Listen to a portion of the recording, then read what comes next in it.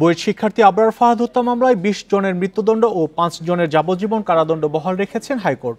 উচ্চ আদালতের এই রায়ে সন্তোষ জানিয়ে দ্রুত রায় কার্যকর চেয়েছেন পরিবার। আর হাইকোর্ট বেঞ্চের রায়ের মধ্য দিয়ে সামাজিক ন্যায় বিচার প্রতিষ্ঠার পথ প্রশস্ত হলো বলে মন্তব্য করেছেন অ্যাটর্নি জেনারেল। আবরার নিজের জীবনের বিনিময়ে অনেক শিক্ষার্থীর জীবন রক্ষা করেছেন বলেও মন্তব্য করেন অ্যাটর্নি জেনারেল।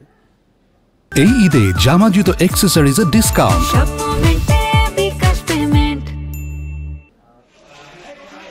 বুয়েট শিক্ষার্থী আবরার ফাহাদ হত্যা মামলার রায় শুনতে সকালেই আদালতে আসে তার বাবা সহ পরিবারের সদস্যরা।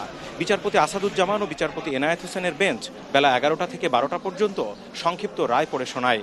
এতে বিচারিক আদালতের দেয়া রায় হুবহু বহাল রেখে ২০ আসামির মৃত্যুদণ্ড ও ৫ জনের যাবজ্জীবন কারাদণ্ড ঘোষণা করেন উচ্চ আদালত। হাইকোর্টের রায়ে সন্তোষ জানিয়ে দ্রুত পরবর্তী আইনি প্রক্রিয়া শেষ করার দাবি জানিয়েছে আবরারের পরিবার। আর কোনো শিক্ষা প্রতিষ্ঠানে যেন এমন সহিংস রাজনীতি না হয় সেই দাবিও জানান তারা।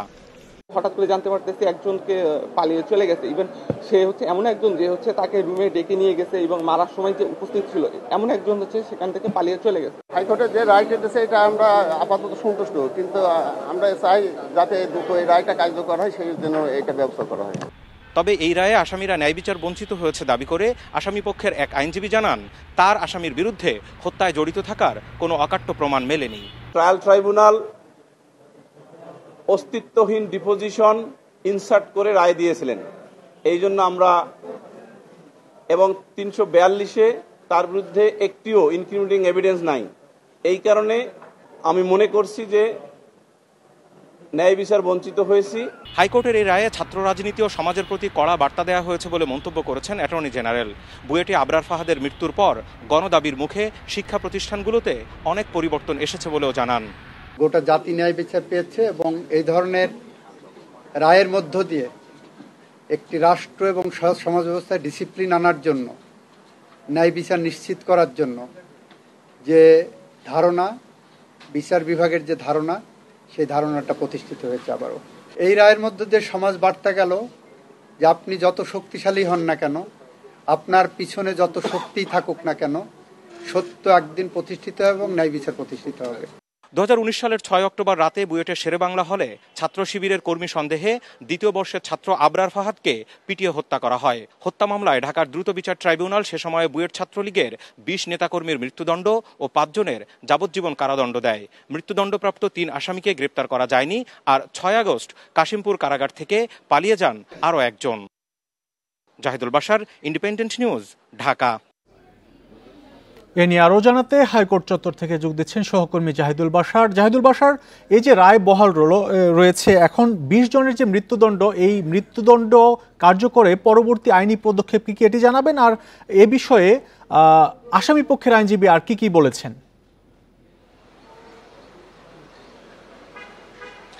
দেখুন, এখানে আসামি পক্ষের আইনজীবী বলতে আজকে বড় বড় আইনজীবী যারা ছিলেন তারা আসলে কেউই এই রায় পরবর্তী সময়ে ব্রিফিংয়ে কেউ আসেনি। যেমন শিশির মনির ছিলেন এবং এস এম শাহজাহান ছিলেন, একজন বিভিন্ন কাজে তারা ব্যস্ত থাকার কারণে তারা আসতে পারেনি। তবে একজন, এখানে তো ২৫ জন আসামি, তো তাদের ভিতরে বিভিন্ন আসামিরা বিভিন্ন আইনজীবীর কাছে গেছেন। এরকম ২ জনের আইনজীবী যিনি একটু আগে ব্রিফিং করেছেন, যেমনটা খবরে আপনিও দেখাচ্ছিলেন, তিনি বলেছেন যে তার যে ২ জন আসামি তাদের বিরুদ্ধে সরাসরি মৃত্যু এই হত্যাকাণ্ডের সাথে জড়িত থাকার প্রমাণে এটি তার দাবি। এখন বিষয়টি হচ্ছে, আপনি যেমনটা জানাচ্ছিলেন যে এই মৃত্যুদণ্ড কার্যকরের বাকি আইনি পদক্ষেপ কি। দেখুন, একটি বিচারিক প্রক্রিয়ার অনেকগুলো ধাপ থাকে। আমরা দেখেছি এই আবরার ফাহাদ হত্যা মামলার যে একদম প্রাথমিক ধাপ ছিল সেটি ছিল যে বিচারিক আদালত, যেটি এখানে ঢাকার দ্রুত বিচার ট্রাইব্যুনাল ১-এ এই বিচারটি হয়েছে, সেখানে রায় ছিল ২০ জনের মৃত্যুদণ্ড এবং ৫ জনের যাবজ্জীবন কারাদণ্ড। আজকে সেই রায়ের পরবর্তীতে যখন ডেথ রেফারেন্সের শুনানি এবং আসামিদের আপিল দুটো একসাথে করে এর পরবর্তী ধাপ উচ্চ আদালত, হাইকোর্ট, সেই হাইকোর্টের রায়টি হলো। এই হাইকোর্টের রায়ের পরে এখন পরবর্তী আরও অ্যাপেক্স কোর্ট যেখানে রয়েছে, অর্থাৎ আপিল বিভাগ রয়েছে, সর্বোচ্চ আদালত যেটি, সেই সর্বোচ্চ আদালতে আসামি পক্ষ যাবেন এবং তারা আজকে বলেও দিয়েছেন যেহেতু এই রায়ে তারা সন্তুষ্ট নয়, তারা পরবর্তী আপিল বিভাগে যাবেন এবং ৬০ দিনের ভিতরে তাদের লিভ টু আপিল করে, যদি লিভ টু আপিল গ্রহণযোগ্য হয়, আদালত যদি মনে করেন যে এই রায়ের বিরুদ্ধে আপিল শুনানি করা যায়, তাহলে তাদের আপিলের অনুমতি দিবেন এবং প্রধান বিচারপতির নেতৃত্বে যে আপিল বেঞ্চ রয়েছে অথবা অন্য কোনো বেঞ্চ যদি হয় আপিল বিভাগে সেটি শুনানি হবে। শুনানি হওয়ার পরে যে রায় আসবে সেই রায়ে যাদের মৃত্যুদণ্ড বহাল থাকবে তারা পরবর্তীতে সেই বা যারা সাজা বহাল থাকবে তারা সেই সাজার বিরুদ্ধে আবার রিভিউ করার একটি আবেদন সময় পাবেন বা আরেকটি ধাপ পাবেন, অর্থাৎ আপিল বিভাগের ওই রায় পুনর্বিবেচনার আরেকটি আবেদন করতে পারবেন এবং সেই রায়টি সেই রিভিউ আবেদনটি নিষ্পত্তি হওয়ার পরে যারা মৃত্যুদণ্ড বা সাজাপ্রাপ্ত হবেন তাদের পরবর্তী আর একটি ধাপ বাকি থাকে, অর্থাৎ রাষ্ট্রপতির কাছে তারা প্রাণ ভিক্ষা বা সাজা কমানোর আবেদন করতে পারবেন এবং তার পরবর্তীতে রাষ্ট্রপতি যদি কারোর আবেদন গ্রহণ না করেন তাহলে যে সাজা থাকবে যাদের মৃত্যুদণ্ড তার পরবর্তীতে সেই মৃত্যুদণ্ড কার্যকর করা হবে। তো আজকে আবরার ফাহাদের পরিবার অর্থাৎ তার বাবা এবং তার ভাই বুয়েট শিক্ষার্থী ফায়াজ তারা কিন্তু এই কথাটি বলেছেন যে তারা এখনই রায় কার্যকর, কিন্তু অন্যান্য আমরা দেখেছি যে অনেকেই কিন্তু এসে দাবি জানান যে দ্রুত রায় কার্যকর চায়। দ্রুত রায় কার্যকর না, তারা বলেছেন যে দ্রুত পরবর্তীতে বিচারিক প্রক্রিয়া সেগুলো শেষ করে যে রায় হবে সেই রায় যেন তারপরে কার্যকর করা হয়, অর্থাৎ তারা এই মাঝখানে আর কোনো জটিলতা চান না, দ্রুত এই আইনি প্রক্রিয়াগুলো শেষ করতে চান। দেখুন আবরার ফাহাদ যে এরকম মামলা শুনানির ক্ষেত্রে যখন শুনানি হয় তখন আদালত বিভিন্ন মন্তব্য করে থাকে, আজকে এরকম কোনো মন্তব্য করেছে কিনা আবরার ফাহাদ হত্যাকাণ্ডের ঘটনা নিয়ে?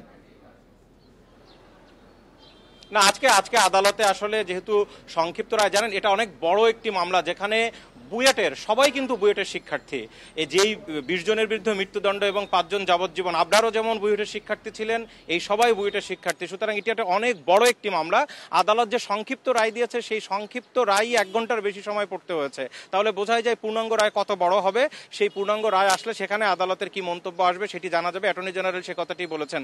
দেখুন একটি বিষয় আজকে স্পষ্ট, সেটি হচ্ছে আজকে আইনজীবীরাও বলছিলেন যে এই একটি কেস আবরার ফাহাদের এই মৃত্যুর ঘটনা, এই আদালতের বিচার, এটিকে যদি বিশ্লেষণ করা হয় 5 আগস্ট পূর্ববর্তী বাংলাদেশের ছাত্র রাজনীতি, ক্যাম্পাসের রাজনীতি কতটা হিংসাত্মক ছিল, কত সহজে একজনকে মারা যায় কোনো অভিযোগ ছাড়াই। একজন আইনজীবী বলছিলেন যে ওই সময় একটি প্লে কার্ড ছিল যেখানে লেখা ছিল এই দেশে কাউকে মারতে কোনো কারণ লাগে না, সেটিও আজকে কিন্তু আইনজীবীরা আলোচনা করছিলেন। তো আজকে সেই আবরার ফাহাদের এই কেসটির মাধ্যমে আজকে অ্যাটর্নি জেনারেল বলেছেন যে আবরার তার জীবনের বিনিময়ে পরবর্তীতে অনেক শিক্ষার্থীর জীবন রক্ষা করে গেছে, অর্থাৎ তিনি বুঝাতে চেয়েছেন যে পরবর্তীতে শিক্ষা প্রতিষ্ঠানগুলো অনেক পরিবর্তন এসেছে।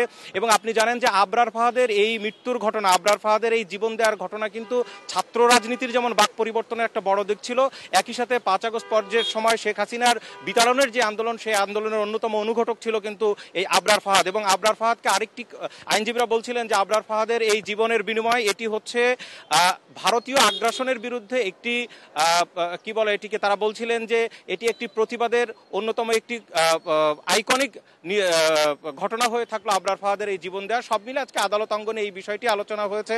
আইনজীবীরা বলছেন যে এই ঘটনা থেকে যাতে পরবর্তীতে শিক্ষা নেওয়া হয়, আবরার ফাহাদের বাবাও তাই বলেছেন যে পরবর্তীতে আর কোনো ক্যাম্পাসে যাতে তার ছেলের মতো কাউকে জীবন দিতে না হয়, কোনো ধরনের অপরাজনীতি, হিংসাত্মক রাজনীতি যেন না হয়। তো এর পরবর্তীতে এখন পূর্ণাঙ্গ রায় বেরোনোর পরে আসামি পক্ষ আপিলে যাবে, তখন বোঝা যাবে যে তারা আসলে আপিলে কি নিয়ে শুনানি করছেন এবং আপিলের পরে নতুন করে আবার কি রায় আসে বা এই রায় আসলে বহাল থাকে কিনা। তবে সবচেয়ে গুরুত্বপূর্ণ বিষয়, উচ্চ আদালত বিচারিক আদালতের রায়ে কোনো ধরনের হস্তক্ষেপ করেনি।